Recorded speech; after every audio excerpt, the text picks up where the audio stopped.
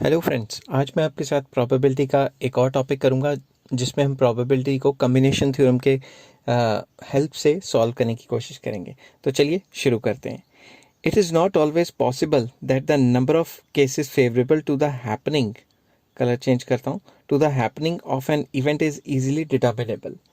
In such cases we use combination theorem. Simple words में हमेशा हम फेवरेबल केसेस इतनी आसानी से नहीं निकाल पाते, उस केसेस में हम कम्बिनेशन थ्योरम का इस्तेमाल करते हैं। इसका फॉर्मूला है N C R, it is equals to N factorial over N minus R factorial into R factorial.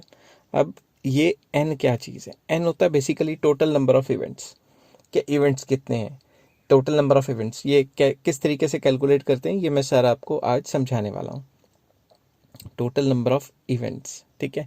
और आर बेसिकली होता है रेट ऑफ सक्सेस, कि हमारी सक्सेस रेट क्या है, हमें कितने इवेंट चाहिए सक्सेस में, ठीक है। तो चलिए शुरू करते हैं, नेक्स्ट पेज पे चलते हैं और एक छोटा एग्जांपल लेते हैं, फिर बड़े एग्जांपल पे जाएंगे। सपोज हमारे पास तीन वर्ड्स हैं ए बी एंड सी, हमने इसके दो दो के कम्बिनेशन बनाने हैं, ठीक है। हमें इसके कम्बिनेशन बनाने हैं, कम्बिनेशन ऑफ टू, दो दो के पेयर बनाने हैं। तो दो दो के क्या पेयर बनेंगे? ए बी, बी सी, सी ए, या ए सी, कुछ भी कह सकते हो, ठीक है। तो ये तीन पेयर बन गए। मगर अगर इसकी जगह 25-30 होते और तीन तीन के पेयर बनाने होते तो आपका दिमाग फट जाता। तो इस केस में हम ये चीज़ यूज़ करते, जैसे एन नंबर ऑफ आइटम्स ऊपर वाले केस में 3 है, हमें सक्सेस रेट कितना है? 2 चाहिए, तो ये 3C2 हो गया। अच्छी तरीके से लिख लेता हूँ। तो इसका फॉर्मूला एन फैक्टोरियल मतलब 3 factorial over N minus R मतलब 3 माइनस 2 फैक्टोरियल इंटू आर फैक्टोरियल मतलब 2 फैक्टोरियल। फैक्टोरियल क्या होता है? उल्टी गिनती। जब तक 1 नहीं आता मल्टीप्लाई करते रहो सारे नंबर, उसके बाद ये सारे के सारा आ गया। 1 फैक्टोरियल भी 1 होता है, तो आंसर आ गया 3 veg.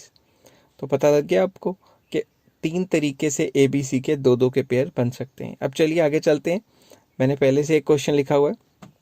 A bag contains 5 black balls, 3 white balls and 2 red balls. In how many ways 3 balls can be drawn? कितने तरीके से 3 बॉल्स निकलेंगी? याद रखो 5 ब्लैक बॉल्स हैं, 3 वाइट बॉल्स हैं और 2 रेड बॉल्स हैं। और दूसरा क्वेश्चन है 3 black balls can be drawn, कितने तरीके से 3 ब्लैक बॉल निकलेंगी? तो चलिए पहले कलर चेंज करता हूँ, फिर लिखता हूँ। टोटल नंबर ऑफ बॉल्स कितनी होगी? 3 ब्लैक, ठीक है, 5 ब्लैक, 3 वाइट एंड 2 रेड, तो टोटल हो गई 10। तो मैं लिख देता हूँ total number of balls is equals to 10। तो फर्स्ट क्वेश्चन अगर हम करें तो फर्स्ट क्वेश्चन में हमें क्या चाहिए? 3 बॉल्स कैन बी ड्रॉन, कोई भी डिफरेंट कलर की 3 बॉल्स कितने तरीके से निकल सकती हैं? तो ये NCR का जो फॉर्मूला है वो बन जाएगा 10C3। टोटल बॉल्स हैं 10, हमें चाहिए 3, तो 10C3। तो इसका फॉर्मूला क्या होता है? मैं लिख देता हूँ 10C3 it is equals to 10 factorial over 10 minus 3 factorial into 3 factorial. अब आपने क्या करना है? आपने 10 फैक्टोरियल को उल्टी गिनती चला देनी है, मगर वहीं तक चलानी है जहां इन दोनों में से डिफरेंस, दोनों में से जो नीचे दो लिखे हैं ना, उसमें से सबसे बड़ा कौन सा है। जैसे सबसे बड़ा है 7 फैक्टोरियल, तो 7 फैक्टोरियल तक ही लेके जाओ, ताकि 7 7 सीधा कट जाए और हमें ज़्यादा गिनती ना लिखनी पड़े। तो 3 3 ज़ा 9, 2 1 ज़ा 2, 4 ज़ा 8, 4 3 ज़ा 12 इंटू 10 120। तो ये आ गया 120 वेज। तो 3 डिफरेंट कलर्स ऑफ बॉल्स को हम 120 वेज से निकाल सकते हैं। अब नेक्स्ट क्वेश्चन है 3 balls can be drawn, 3 black balls, ठीक है। 3 बॉल्स कैन बी ड्रॉन तो हमने लिख लिया है, खैर। अब आ जाता है 3 black balls can be drawn. तो 3 ब्लैक बॉल्स कितने तरीके से निकल सकती हैं? तो ब्लैक बॉल्स कितनी है? ब्लैक बॉल्स आपको पता ही क्वेश्चन में लिखा है कि ब्लैक बॉल्स आपकी कितनी है। अब इसका 5 ब्लैक बॉल्स हैं, हमें चाहिए 3, तो ये हो गया 5C3। तो आ गया 5 factorial over 5 minus 3 factorial into 3 factorial. तो अब 5 को उल्टी गिनती लेके जाओ, 5 4 इंटू 3 फैक्टोरियल तक, नीचे आ जाएगा 2 फैक्टोरियल मतलब 2 इंटू 1, ठीक है। 2 into 1 multiply by 3 factorial, 3 factorial 3 factorial colour change करता हूँ, वो आपस में ऐसे ही कैंसिल हो गए और ये रह गया आपका 2। तो ये आ गया 10 वेज। कलर चेंज करते हैं, तो 10 वेज, 10 डिफरेंट तरीके हैं जिनके थ्रू आप 3 ब्लैक बॉल्स निकाल सकते हो out of 5 balls. I hope ये आपको समझ आया होगा। चलिए एक और क्वेश्चन करते हैं जिससे आपके थॉट्स ज़्यादा क्लियर हो जाएं। मैंने पहले से क्वेश्चन लिखा हुआ है। अ bag contains 5 green balls, 5 green and 7 red balls. 2 balls are drawn. 2 balls निकाली. What is the probability that one is green and other is red? क्या probability है green होगी और दूसरी red?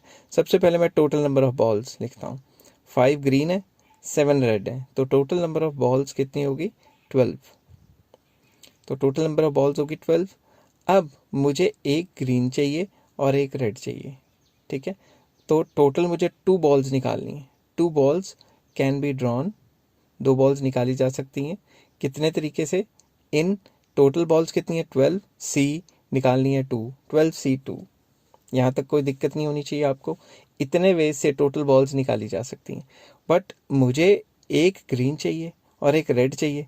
ग्रीन की प्रोबेबिलिटी कैसे निकालेंगे ग्रीन आने की? 1 ग्रीन, ठीक है, 1 green ball can be drawn is equals to 5C1. Total 5 balls हैं, हमें 1 चाहिए. वैसे ही 1 red ball can be drawn 7C1, क्योंकि टोटल रेड बॉल कितनी है? 7. हमें कितनी चाहिए? 1. तो ये जो है हमारे नंबर ऑफ फेवरेबल इवेंट्स है 5C1 and 7C1. Next page पे चलते हैं और ये निकालते हैं कि रिक्वायर्ड प्रोबेबिलिटी. रिक्वायर्ड प्रोबेबिलिटी मतलब एक ग्रीन और एक रेड आने की क्या प्रोबेबिलिटी है? तो हम लिखते हैं required probability it is equals to 5C1 multiply by 7C1 divided by 12C2. अब इसको ध्यान से समझना. ये जो ऊपर लिखा है 5C1 एंड 7C1, ये वाली रकम मैंने मल्टीप्लाई क्यों की है? क्योंकि मुझे 5C1 और 7C1 साइमल्टेनियसली चाहिए. एक ग्रीन और एक रेड साइमल्टेनियसली चाहिए. जब भी हमें साइमल्टेनियस चाहिए होती है तो हम मल्टीप्लाई करते हैं ना. आपको मैंने बताया, अगर आपको नहीं समझ आ रहा है तो डिस्क्रिप्शन में जाइए और मल्टीप्लिकेशन थ्योरम चेक कीजिए, ठीक है. तो ये हो गया दोनों का मल्टीप्लाई, ठीक है, क्योंकि मुझे साइमल्टेनियस अक्रेंस चाहिए. तो इस पे फॉर्मूला कौन सा लगा है? इस पे फॉर्मूला लगा है number of favourable events divided by total number of events. Favourable events में तो हमें 2 बॉल्स चाहिए ना अलग अलग कलर की. तो टोटल नंबर ऑफ इवेंट्स क्या है? टोटल तो 2 बॉल्स ही निकलेंगी ना आउट ऑफ 12. तो ये बहुत आसान है, इसको आपने इसी तरीके से करना है. अब मैंने इसकी वैल्यू जो है इन तीनों की जो कॉम्बिनेशन है वो पहले की निकाल के रखी थी, इसलिए मैंने वो सीधा डायरेक्टली पुट कर ली ताकि ये इतना लंबा चौड़ा क्वेश्चन ना बने. आई होप ये सारी चीज़ें आपको समझ आ गई होंगी. अगर आपको समझ आ रही हैं तो प्लीज़ ऐसी ही वीडियोस के लिए बने रहिए. Please like, share and subscribe.